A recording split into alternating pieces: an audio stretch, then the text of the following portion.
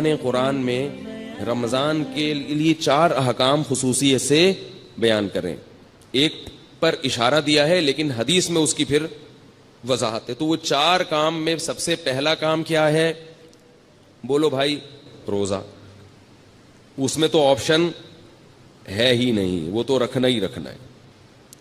دوسرا کام اللہ نے رمضان میں جس کا خصوصیت سے ذکر کیا ہے وہ ہے تلاوت قرآن. رمضان کا اور قرآن کا آپس کا بہت گہرا جوڑ ہے. شہر رمضان الذی انزل فیہ القرآن، فرمائیے وہ مہینہ ہے جس میں قرآن نازل کیا گیا. یہ وہ مہینہ ہے جس میں قرآن نازل کیا گیا. تو اللہ نے رمضان کا انتخاب کیا ہے قرآن کے نزول کے لیے. اسی وجہ سے رسول اللہ صلی اللہ علیہ وسلم نے اس مہینے میں تراویح کو مشروع کیا، تراویح کو، تاکہ اس میں قرآن پڑھا جا سکے. بعض جو متجددین کہہ رہے ہیں کہ تراویح کا نبی سے کوئی ثبوت نہیں ملتا، یہ جھوٹ ہے، غلط بات ہے 100%. تراویح سب سے پہلے کس نے پڑھی ہے؟ محمد صلی اللہ علیہ وسلم نے. 3 دن پڑھ کے چھوڑ اس لیے دی کہ فرض نہ ہو جائے. پھر صحابہ نے ابو بکر کے دور میں ہی شروع کر دی تراویح، حضرت عمر کے دور میں نہیں شروع ہوئی ہے، یاد رکھو. صحابہ پھر پڑھتے رہے ہیں، نبی کے انتقال کے بعد بھی پڑھتے رہے ہیں، کیونکہ اب فرضیت کا امکان ختم ہو گیا تھا. حضرت عمر نے صرف اتنا کیا ہے کہ مختلف ٹولیوں میں جو پڑھ رہے تھے ان کو ایک امام پہ جمع کیا ہے، کیونکہ نبی نے جو پڑھائی تھی وہ نبی نے، آپ اکیلے امام تھے اور باقی سب لوگ مقتدی تھے. تو حضرت عمر نے ان کو نبی کے نہج پہ اس تراویح کو حضرت عمر لے کر آئے ہیں. اس پہ تو 2 کام میں نے بتا دیے. دوسرا کام کیا ہے؟ تلاوت. اور اسی کے لیے نبی صلی اللہ علیہ وسلم نے تراویح کو مشروع قرار دیا. پھر آپ صلی اللہ علیہ وسلم حضرت جبریل کے ساتھ رمضان میں قرآن کا دور کیا کرتے تھے، تو اس لیے رمضان میں رات کو تراویح بھی پڑھنی چاہیے اور دن میں بھی تلاوت کا اہتمام کرنا چاہیے. تیسرا کام جس کا حدیث میں ذکر ملتا ہے اور قرآن نے اشارہ بھی دیا ہے اس کی طرف، وہ کیا ہے؟ صدقات و خیرات کی کثرت. روزہ رکھنا آسان ہے، مال خرچ کرنا مشکل. آج کل لوگ منتیں جو مانتے ہیں نا کہ میرا یہ کام ہو گیا تو یہ کروں گا، یا خواتین جو منتیں مانتی ہیں، نماز روزے کی تو منتیں مانی جاتی ہیں، پیسے خرچ کرنے کی منتیں نہیں مانی جاتی. دکھتی رگ پہ ہاتھ رکھا کہ میں نہیں رکھا؟ میں نے پیسے خرچ کرنے کی منتیں نہیں مانی. پیسوں سے ہمیں بہت محبت ہے، اور اللہ نے جہاں نماز کا ذکر کیا وہاں مال خرچ کرنے کا ذکر ساتھ ساتھ کیا. اس سے پتہ چلتا ہے کہ اللہ کو کنجوس نمازی پسند نہیں ہے. تو ہم اس نوٹ سے دل نہ لگائیں، اس پراپرٹی سے دل نہ لگائیں، رکھیں، مگر ساتھ ساتھ اللہ کی راہ میں خرچ بھی کیا کریں. آپ کو پتہ ہے کہ پہلے صوفیاء کرام کی جو خانقاہ ہوتی تھی، آج کل چند ایک کو چھوڑ کے اچھے لوگ بھی ہیں تصوف میں الحمدللہ، انہی کی برکت سے آج یہ دین قائم ہے. ہم بھی اسی تصوف کے سلسلے سے جڑے ہوئے ایک نالائق ہیں جو آج یہاں بیٹھ کے ٹوٹا پھوٹا دین کا کام کر رہے ہیں. تصوف پر رد ہرگز مقصد نہیں ہے، کسی کا مذاق اڑانا مقصد نہیں ہے، لیکن بہت سی خانقاہیں کھانے پینے کا ایک ہوٹل بنی ہوئی ہیں، لنگر فری کے چل رہے ہیں، اور مریدین آ کے پڑے ہوئے کھا رہے ہیں، کھا کھا کے گردنیں موٹی ہو رہی ہیں. جب ان سے پوچھا جائے کہ تم یہاں کیوں پڑے ہوئے ہو، تو کہتے ہیں ہم اصلاح کرنے کے لیے آئے ہوئے ہیں. ہم کیوں آئے ہوئے ہیں؟ اصلاح کرنے. چلو پھر بسم اللہ کرو، کھانا کھاؤ. پھر وہ سیٹ کوئی وہ لے آیا، دیگ لے آیا بریانی کی. تو بھائی کوشش کیا کرو جتنا ممکن ہو کھانا اپنے پیسوں سے کھایا کرو، اس سے اصلاح زیادہ ہوتی ہے.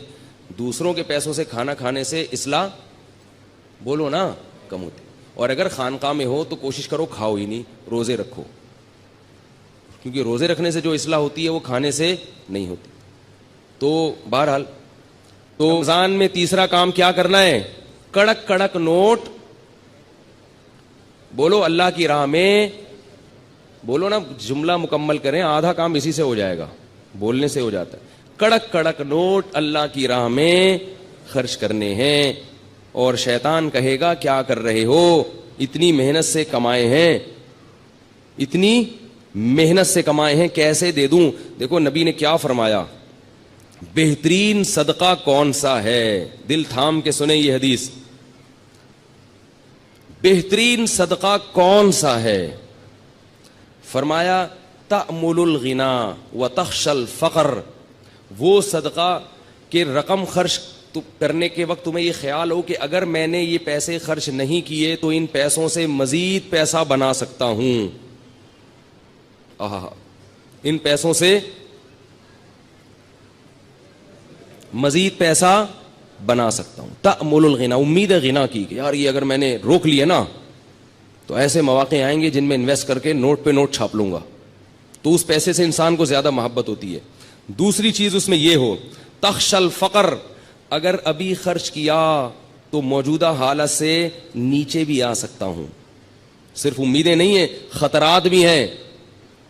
تأمل الغنا وتخشى الفقر، اور فرمایا ان تکون صحیحا شحیحا، صحت مند بھی ہو، ورنہ بعض دفعہ بڑھاپے میں انسان خوب صدقات و خیرات شروع کرتا ہے، اس کو پتا ہے اب میں دنیا سے جا رہا ہوں، یہ پیسہ میرے کام نہیں آئے گا، بچوں سے بنتی نہیں ہے، ان کو محروم کرنا ہے، تو یہ فلانے مدرسے میں دے دو اور فلاں مسجد میں دے دو. صحیح کا مطلب بالکل جوان ہٹا کٹا، ابھی کھانے پینے کی، لائف کو انجوائے کرنے کی عمر ہے.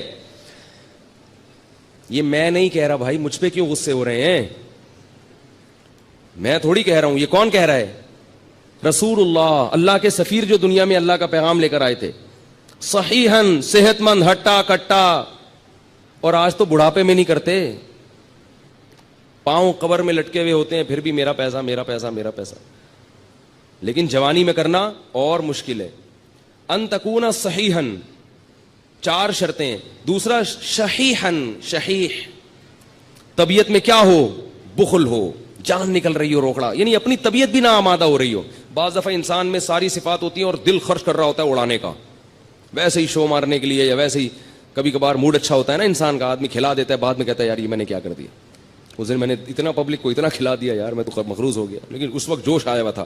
فرمائے جوشیلی طبیعت نہ ہو، بلکہ شح کا کیا مطلب ہے؟ اندر طبیعت میں انقباض پیدا ہو رہا ہو، طبیعت یار کیا، جیسے نوٹ نکلتے ہوئے ایسا لگ رہا ہو جیسے کوئی کھال نکال رہا ہے، آپ کی کوئی کھال ادھیڑ رہا ہے، ایسے نوٹ ادھڑ رہا ہو. فرمایا یہ جو 4 صفتیں جس صدقے میں پائی جائیں گی، اس سے بہتر صدقہ بولو بھائی کوئی بھی نہیں.